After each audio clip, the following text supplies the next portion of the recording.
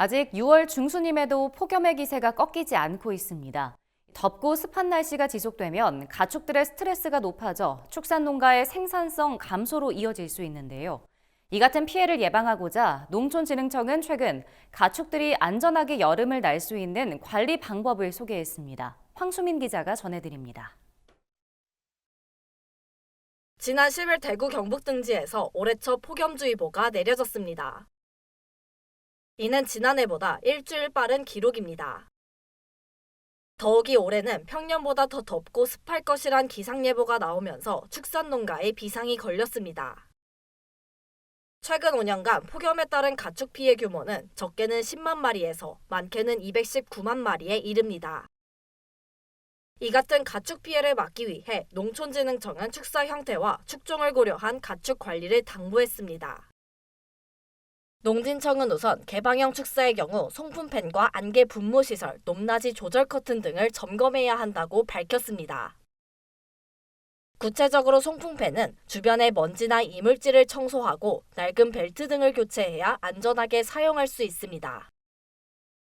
안개 분무 시설 또한 안전을 위해 분무 노즐의 먼지를 제거해야 합니다.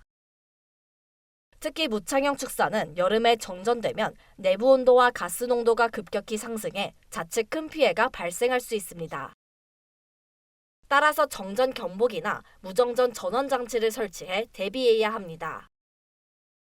농진청은 덥고 습한 날씨에선 사료 관리도 중요하다고 덧붙였습니다. 사료는 온습도가 높으면 곰팡이가 생겨나 부패하기 쉽기 때문에 저장고와 이송관, 먹이통 등을 청결하게 관리해야 합니다. 또한 사료 저장고에 보관된 사료는 3, 4일 내 모두 먹일 수 있도록 미리 주문량을 조절해야 합니다. 가축들이 마시는 물을 안전하게 관리하는 것도 중요합니다.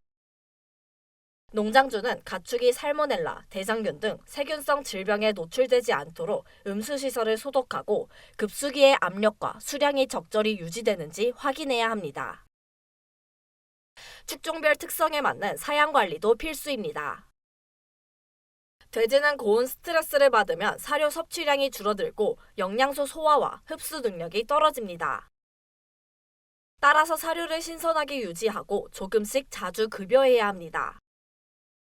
신선해야 잘 먹기 때문에 최대한 잔여 사료가 없게끔 조금씩 자주 급여를 하시는 걸 추천을 드리고, 저녁에 퇴근하시기 전에 잔여 사료가 있는지 보시고 있으시면 싹 비워서 사료가 상하지 않게끔 조치를 하시는 게 필요하시고요.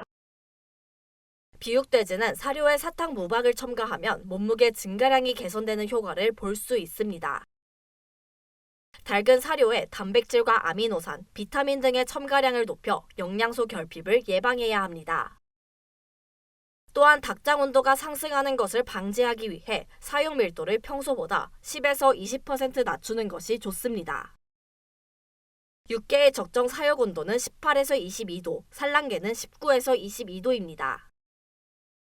특히 산란계는 고온 환경에 노출될 경우 달걀의 품질 저하가 일어날 수 있어 비타민C와 칼슘 등을 사료에 보충해야 합니다.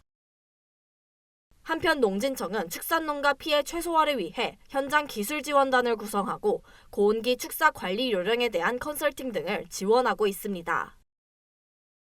MBS 황수민입니다.